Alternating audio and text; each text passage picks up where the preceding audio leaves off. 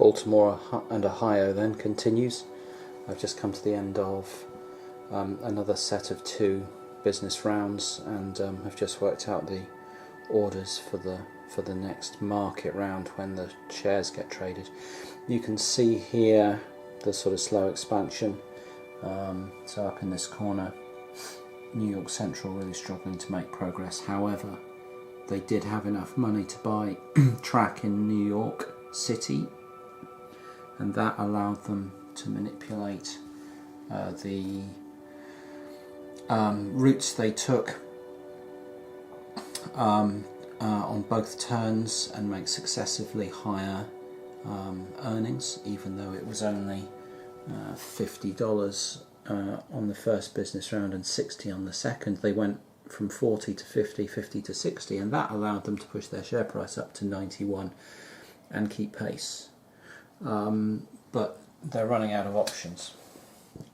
They've got very little money in the company, about $65, something like that. Enough to buy some track, but nowhere near enough to fund a train. We're into the 3s, and they're costing $170 at the moment, and he needs that to make any income. Baltimore and Ohio is currently running 2. I keep calling this the Baltimore and Ohio. It's not. The Pennsylvania is currently running 2 trains, and with that coal and split across there with plenty of cities to get into, was running at 140 at the end, and was only able to increase its share price once. You can see the Baltimore and Ohio, the blue. That's now got a 3 train and a 2 train hitting 5 cities, and some coal, and that was able to bump its share price up twice, get down into Cincinnati, and it's going to have enough cubes left to hit Indianapolis, Fort Wayne, and get up into Chicago. So they're in a good position now, strong position. Yeah. So they finished their second turn $170 for their second business round. And finally down here, the C&O, which was looking in all kinds of trouble at one stage, that injection of money in the market round, with it changing hands, allowed it decided not to go for the coal. Instead it bought a 3 train so that it could service some cities and start getting some income coming in. Built up here through Baltimore into Philadelphia, expanded out into Wheeling, made 2 consecutive share increases, and was bringing in $140. It's now out of money. It's got about $30 in there, and it's still got shares sat in here that it would really, really like to get out of there.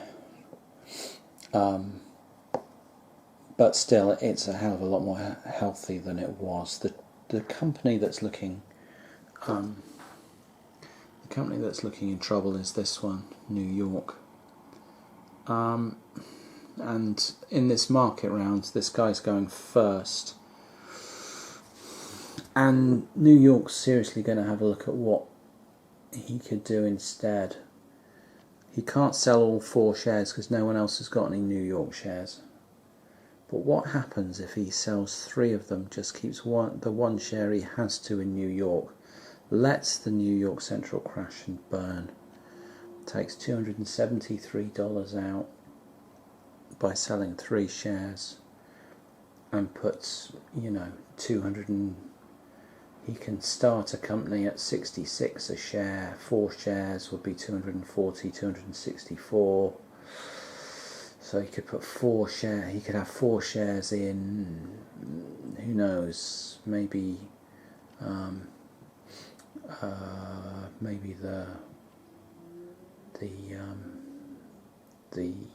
nickel plate.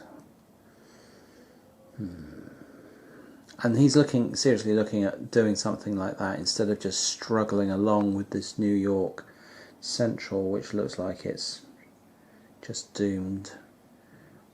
He might quite like to just pile some money into the nickel plate. and crash and burn that as well. Perhaps. On the other hand, if the other thing is, if he does that and he denies a good railroad to someone who could really make it hum and sing, then he's blocking some other player from making lots of money as well. Because this guy here is looking for an opportunity. You know, he could sell those pen shares at 500, buy into something like the nickel plate, and really try and make it work. Similarly, this guy over here has got 200 cash and 4 shares at 100 each. He's got $600 that he could use to found a new company now that he's got rid of the C&O. So he's only going to have, you know, maybe 270 to capitalise a company with, but maybe he should just be bloody minded and try and buy into a company that will stop other people making money. And he might well do that, because otherwise he's sat on a dead New York company that really is going nowhere. It's reached the end of the line as far as building is concerned. It can lay a bit more track, it can't afford a train, and it's making $60. It'll take it, that's 3 operating rounds just to afford a new train, and that train, you know, that train will have been well long gone by then, and the trains will probably be costing 280, and it'll never catch up. So yeah, we might experiment a little bit this game and see what happens if you just let a company rot, and see how unpleasant that looks. But it can't be more unpleasant than sat there doing nothing. So yeah, I'm going to have a think about this and see what this player wants to do, and see if he can't throw a spanner in the works. So I did the stock round last night, and I didn't get to film it. I was too tired, and I just packed things away and got on with some other stuff. And so I've come back to the game late tonight, 24 hours later, and I'm going to struggle to remember exactly how things fell out. But it was an eventful stock round, because we had just moved into Tech 3. And what that meant was that 4 new railroads had become available, and that meant that lots of people at the table were interested in the opportunity to change their stock portfolio, start new companies, investors looking to get control of stuff, and all kinds of stuff going on. So the guy with the New York Central down here had, well, yeah, he just decided to bail out of the New York Central. He couldn't bail completely because no one else had any, so he had to keep a share of it, and he's still got the company. And there's all this dead stock up here that's going to be dragging his share price down, but he doesn't care about that. He's opened up the nickel plate at 66 with 5 shares, and yeah, he's going to at least try and have some fun running that out of Chicago and see if he can't make some money, and maybe resurrect the New York Central if he gets some cash to put into it. Who knows? So yeah, that was his decision. Over here, the second player, currently he was running the Pennsylvania, and he had to decide whether to hand it off, because another player, he had 50% of it, and another player had 50% of it. He had to decide whether to keep it or sell it and move into something else. He decided to keep it. He couldn't see anything that was a lot more attractive, to be blunt, and he kind of thought that the company's in decent shape, and it's got plenty of money in there. It's got $300 in there to carry on expanding and growing and buying trains, so it's not in trouble. He reckons he'll keep making money, so he kept it. So it came down to this player here, who dumped his pen and bought into this Illinois Central, and on another round into some C&O as well. But for now, for the first time round, he bought into Illinois Central. Up to this guy, he kept he capped the Baltimore and Ohio, picked up a share of the nickel plate. This guy, I think he put money into the C&O, or maybe he bought shares out of... No, I think he put some more money into his own company, bought his last share or last 2 shares. Other people bought the C&O out of the dead pool. So yeah, he just invested in his own company. Then this guy, he dumped off Baltimore and Ohio shares, and he ended up buying a 50% stake in the Erie and some C&O shares on another round. So in here we've got Penn, Baltimore and Ohio and New York Central all sat in there. Not quite sure how many, but they're dragging the price down. I also realised that I did something wrong. In a previous stock round there'd been sales of C&O and Baltimore and Ohio shares, and I don't think I moved the price down, but I genuinely can't remember whether I corrected that later or whether I didn't correct it, and then I don't know anyway. As far as I can tell, the share prices are right, and we're going to carry on from where they are, because unless I go back and watch the video like a hawk and try and figure it out, there's no way of knowing. So it's a bit of a pity when the entire game is about generating value on share value and cash, and you can't keep the share values correct. But there we go. Let's hope I don't make any more mistakes in it. We'll just try and forget about that. So yeah, lots of new companies have sprung up, and it's just I'm looking forward to seeing how this shakes out now, because there's quite a dynamic situation with lots of people buying shares of stuff that maybe they're kind of speculating on, and maybe they're holding just so that they can dump it to drop the share price again and threaten other people's holdings and so on. So yeah, lots to consider here. Yeah, I've had quite a few thoughts about things I've done wrong, or things I could have done better, or just different ways that I could have been playing various companies, or just starting up different companies. And I haven't done this, I've only played this through once as a sort of trial. So this idea of just letting the New York Central crash, I'm going to be interested to see quite how bad that gets for this player, or whether he can just keep it ticking along and keep it kind of out of trouble, or whether it is just going to crash and burn. I haven't really studied the rules on that well enough to know how it's going to work, or whether it's and how badly it's going to hurt him. Just to finish the next 2 business rounds then, and here you can see the net income for the second round of that, just to give an indication of the kind of earnings that the different railroad companies are making. Out front, the Pennsylvania at $240, and in last place the moribund New York Central ticking over at 60, but not losing any share value by staying at 60, just not gaining anything either. So just sat there in not too bad a position, going nowhere. But the 3 startups in the Erie at 100, Illinois Central at 150, neck and neck with the nickel plate, which made 160, and both the Baltimore and Ohio and Chesapeake and Ohio on 200.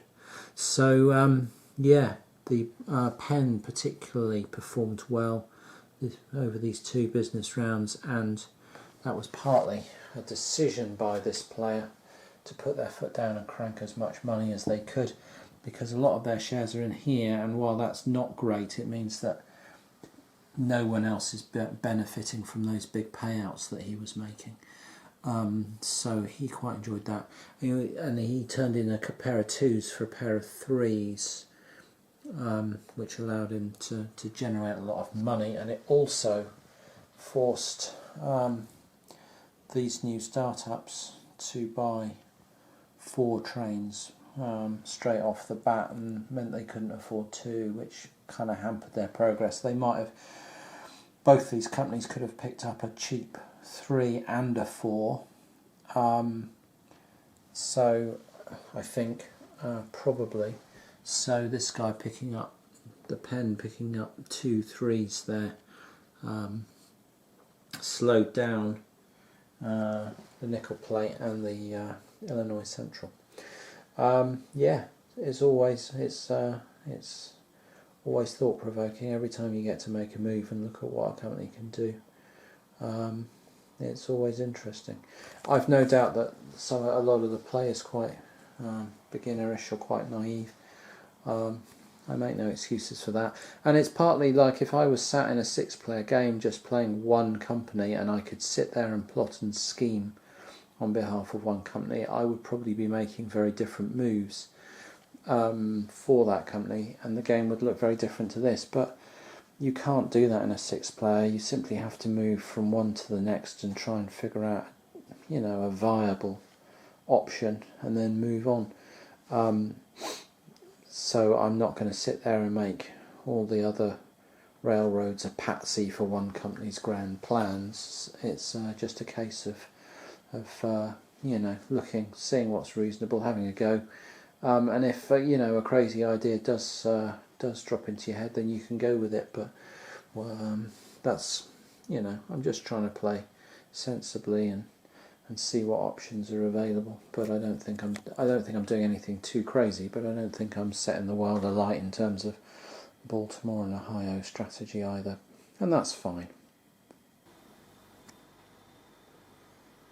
So as the rounds fly by, it becomes increasingly hard to actually try and, not to play the game, I'm loving playing the game, but to video it with any sort of sense of ongoing narrative or sort of coherent story. So this is all becoming a bit fragmented, I'm afraid, and there's, apart from pausing every time everyone does something to film a shot of it happening, there's very little I can do about that, unfortunately. We've just done a market round again, some fairly major movement. This guy here was able to dump off the C&O to someone who'd invested in it over here, and he's landed a C&O with a 3 and 2 train on it, $5 and 9 blocks, going nowhere, and we're up to Tech 5, so the coal is really the only thing keeping this alive.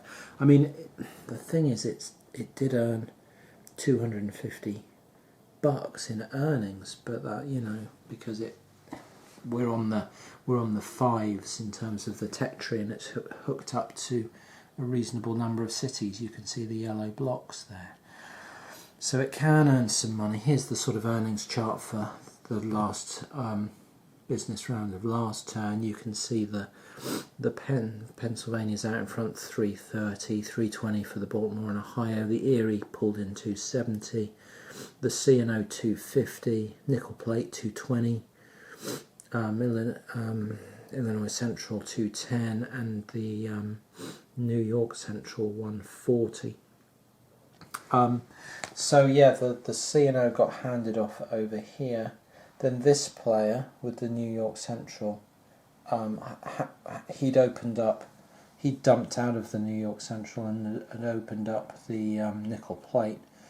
Well, the nickel plate decided had reached the end of the road, and he dumped that off to one of the investors in it up over here. So this guy's now got the nickel plate, and he reinvested fully in the New York Central in the hope that he can at least keep the share price rising for a couple of turns, or for a couple of rounds, depending on how long the game goes, which he thinks is viable. And he could fully grab the whole lot, so he's got all 10 shares of New York, and he reckons he can drive the value up consistently with that much cash invested in it. So with these guys now holding companies they didn't really want, there was a lot of sort of quite spiteful little sniping sales just to drop the share values of other companies, and where they were trying to buy shares that had been dumped into the bank. This guy then opened up the Wabash and owns all 10 shares of it fully. I think he opened it up at 91 a share with $910. This guy opened up the Boston and Maine. He was looking for somewhere safe to put money. Decided the safest thing would be to own the company, and opened up the Boston and Maine with $500. This guy decided that probably wasn't a bad bet either, and put the other $500 in and grabbed the other 5 shares.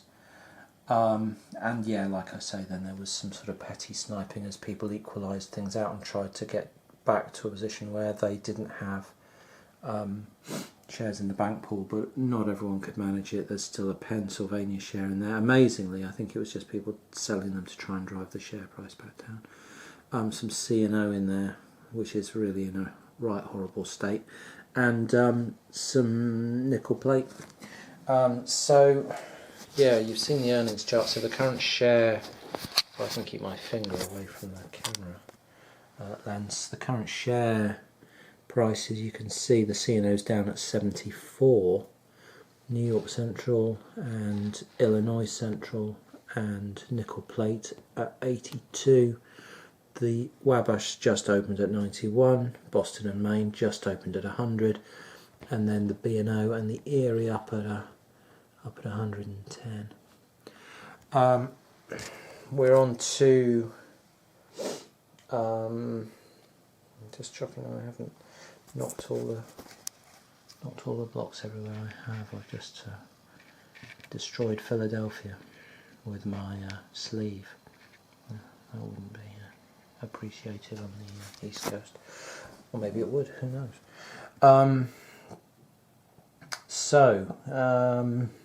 Yeah, that's the share prices. What was I going to say? I've distracted myself now. I know, trains. So we're on to we've got a $355 5 train. Checking out this chart, you can see that means we've got a 330, a 305, a 280, and then we go on to the $500 6 train. Now the 6 train ends the game. That's the point that ends the game. So we've got 4 5 trains to come out, and then the 6. And I'm thinking, who wants and can afford a train? We've got the Wabash that will have to buy one, the Boston and Maine that will have to buy one. So that's 2. The nickel plate is stalled out unless it buys one, so that's 3. And so's the Illinois Central. Those 2 4s are costing it a fortune, and it's only got 5 cities to serve, so it wants to upgrade to a 5. So that's 4. So I think the 4 5s are probably going to get bought this first business round, and what that means is that there will then be an opportunity for someone with sufficient cash, which would probably be one of the newly formed Wabash or Boston and Maine.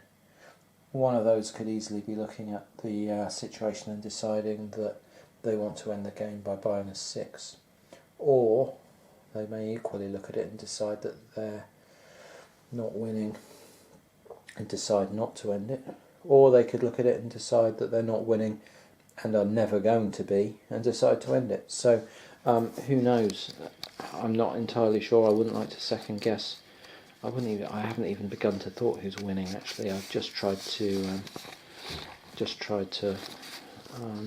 make reasonable looking moves for each of the players. Anyway, that's me done for the evening. I'm not playing any more of this tonight, so it'll be tomorrow now before I get it finished up. Well, I've reached the end of the game here at Baltimore and Ohio. No idea what the scores are. No idea who's winning, really, to be honest. Perhaps I should have an idea, but things just start flying around so fast and furious, and I'm doing so much in terms of just, trying to count up runs and score people and pay them out, and just trying to make... You reach a point where there's really no builds to make or anything like that, so these last couple of operating rounds, business rounds, so just a case of doing lots of mental arithmetic. But thankfully that doesn't drag on too long, and you can kind of see the situation with the different sort of spread of the different railroads, with the colours. Blue's got a track running most of the width of the board, orange consolidated over in this area, and so on. Some of them are easier to pick out than others, I guess, red and yellow, so on. Green and brown kind of mirroring each other. Might be interesting to have a look at the earnings chart for that final round. The Erie, the Baltimore and Ohio, and the Pennsylvania are all clustered on $360.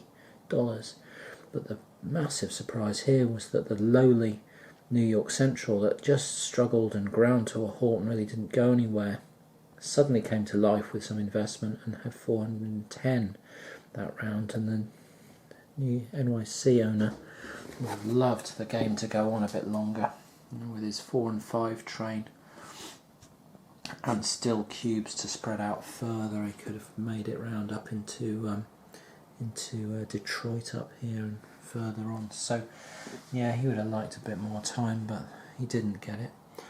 So yeah, 410 was the highest, 360 for B&O, Penn, and they were the main runners, the steady runners through the course of the entire game. And the Erie, down here you've got the Wabash and the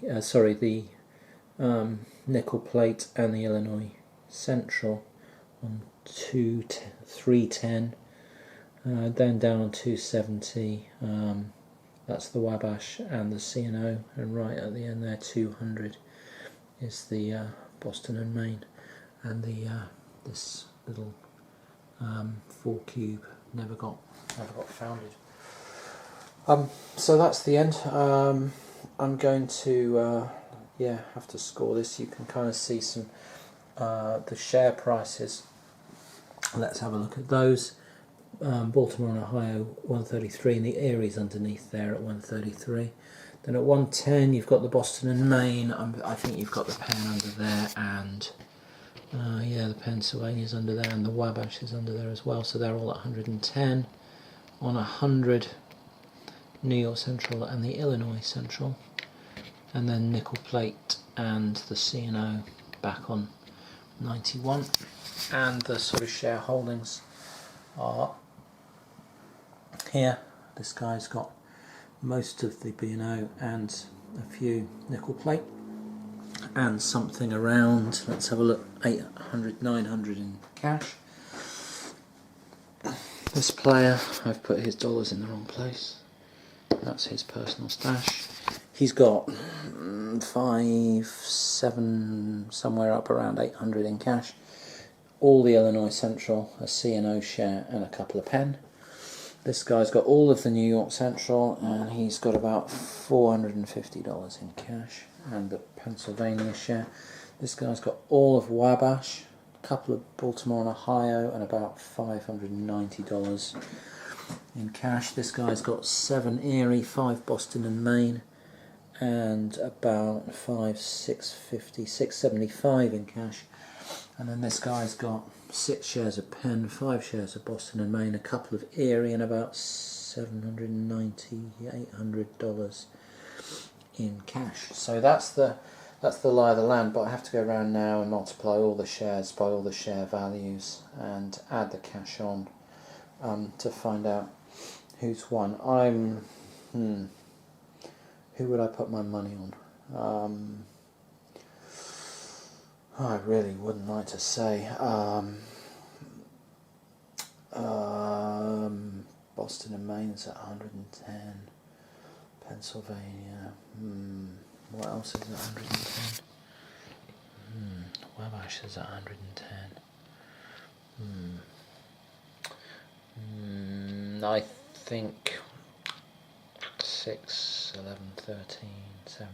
I like the look of this player up here who had the Pennsylvania all game. I think he may well have come away with it if I just doing some random bit of guesswork just based on sort of share numbers and rough valuation, but it could be very close with this guy. who's also got a good portfolio of very high valued shares. And I think the Baltimore and Ohio player isn't going to be too far out either. Anyway, this is all complete guesswork. I'm going to sit down with a calculator and work it out. So I've done the totting up and I've laid out chips in front of each of the players representing their total wealth.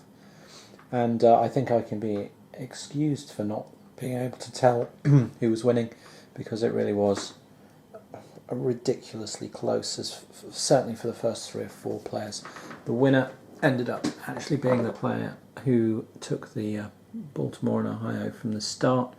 He finished with $2,313 there in front of him. The second player was the player that took the Pennsylvania All Game, and he had $2,272. So there's about $40 between first and second place. Third place, looking round the table, I think by a whisker, was this player who started off as an investor, then started up the Illinois Central and had the C&O dumped on him, but it didn't do him too much harm. He ended up in third place with $2,183, that comes out as $2,183. So the other guy was 2260, so 2250, 60, 72. So he's about $90 down in third place. No, $90 behind second. In fourth place, this guy here. And he has got 2,154. So he's about $30 behind third place. So it's about first to second is about 40. Second to third is what did I say, about 90. Third to fourth is about 40 again, something like that. He's on 2,154, 2,183, so $30. So fourth place, pretty close. And then we drop back into the minor placings. This guy here, who had the C&O for most of the game, managed to get rid of it and invest everything into the Wabash. He's got 1,500, 956, 1,956. So didn't quite break the 2,000 mark. Couple of hundred behind. And then the player here, who got stuck in the doldrums with a New York Central that he just couldn't get, sparking, finally managed to just cut his losses and ran the nickel plate for a while, and then dumped that and reinvested in the New York Central, and was by the end of the game earning the most in earnings per round. So he had turned the New York round, but it all happened far too late, and he finished with $1,548. That looks like to me a 25, 35, 45, 48. Yeah, 1,548. So a good, $400 behind fifth place, and what was that one? 548. So a good 700, 800, 750 behind the leader. So not much of a surprise there, because I could tell after a few rounds that this railroad company was in so much trouble, and it was just a case of doing something else that was going to be more fun than sitting on a dead company while everyone else ran successful ones. So he he gave himself a chance that someone would be foolish enough to buy a share in the company cheap, and then he could offload it on them, but they never did. Yeah, so that slightly caught me by surprise that the B&O player came out just in front. Their sort of holdings didn't. He was holding 80% of the Baltimore and Ohio, and it was one of the highest valued companies. But then this guy was holding 70% of an equally high valued company, and also half the Boston and Maine, which was higher valued than the nickel plate which the other guy was holding, and seemed to have more cash, and yet it didn't all add up to quite as much. So that's the final standings, and very very even, certainly between the top 4 players, and then we kind of had two strugglers down here. Yeah, that's very. This is quite an interesting and easy game to get into and play. I'm sure that multiplayer you can get really involved in some deeper strategy and some thinking very hard about what you're doing. And I didn't dick around. I didn't do all kinds of things where I bought shares in company just to sell them, just to bump the share price down one, so that I couldn't be bothered with all that, which you probably would be doing in a you certainly might be doing in a multiplayer game, because there's nothing to stop you buying a share in something and then selling it to drop the share price down. I suppose the only thing to stop you from doing that is the fear that you'll buy a share in it and the person that you're trying to screw over just sells all theirs and passes you the company and says best of luck.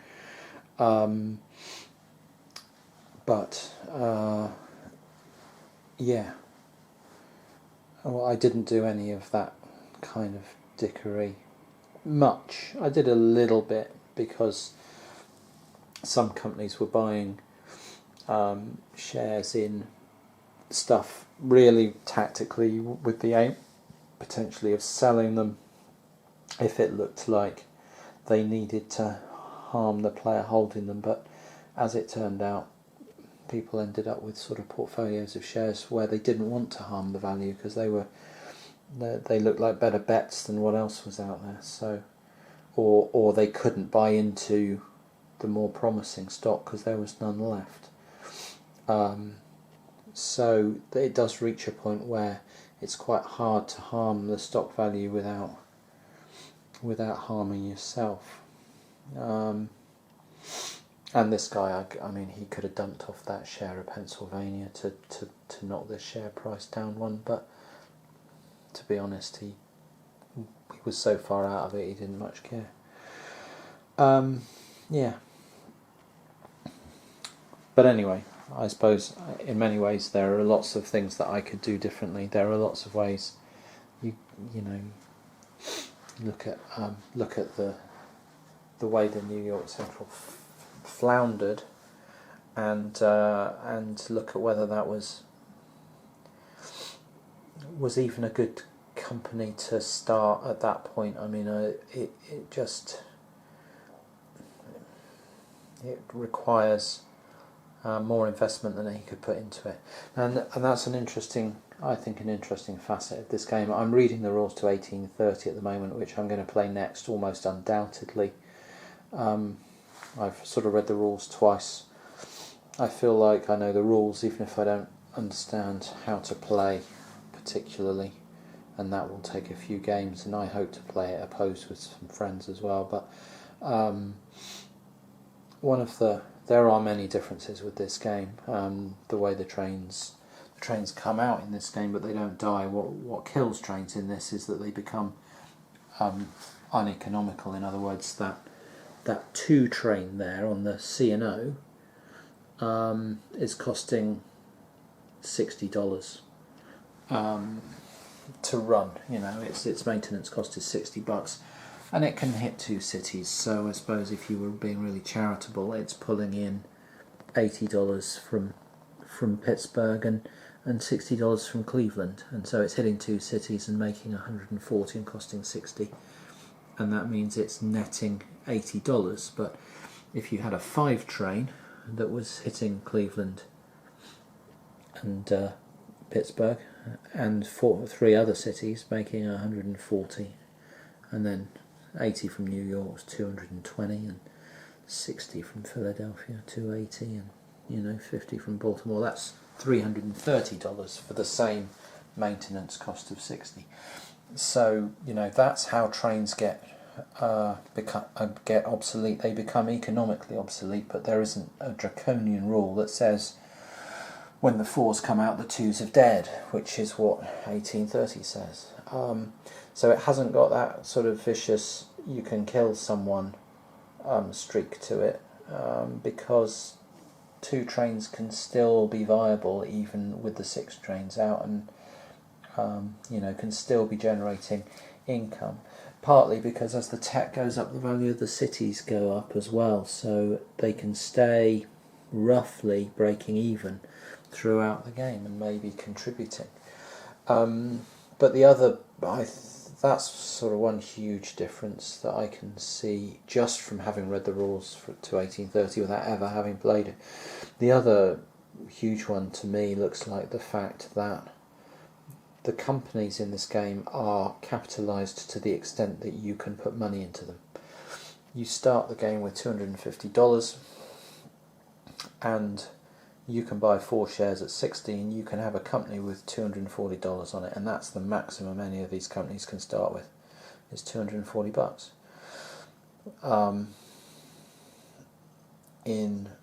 Unless players cooperate and buy into each other's companies. Now I suppose 1830 is similar in that companies need 60% to, the corporations need 60% to start, and you can't do that with the money you're given to start with, so that may also require some cooperation, but they start with 100% of their capital. In other words, they start at their share price times their 10 shares. You don't have to be pumping that money in. You get a certain amount gratis, essentially, and that seems to allow much more flexibility, I suppose, in what you're going to do with a newly formed company. In this, you've got to, if you're going to pump $240 into a company, to some extent you're trying to protect your investment and bump up the value, bump up the share price, and keep driving up its share price by expanding but not quite ever making your optimal run, so that you've always got a better run that you can make, which keeps your share price rising. I don't think that's. I don't know whether that's going to be quite the same, but that's certainly what seems to be the order of the day here. Is to certainly, once you get out of the doldrums of Tech 1 and 2 and into Tech 3, you're trying to build 2 or 3 cubes into cities, and then run, $10 the first operating round. You're trying to run $10 below your max, and then at your max, so that you can push your share price up in each of the 2 business rounds and keep gaining value. I don't know whether that's going to be the same game. I very much doubt it's going to be the same game in 1830, because it's going to be a much more involved game with all the track lays and so on to add on top of this, and so much more share price shenanigans. Anyway, never mind 1830. I've not played it, and I'm just making some comparisons based on the rules. This is a lot of fun, and I'm going to wrap it up.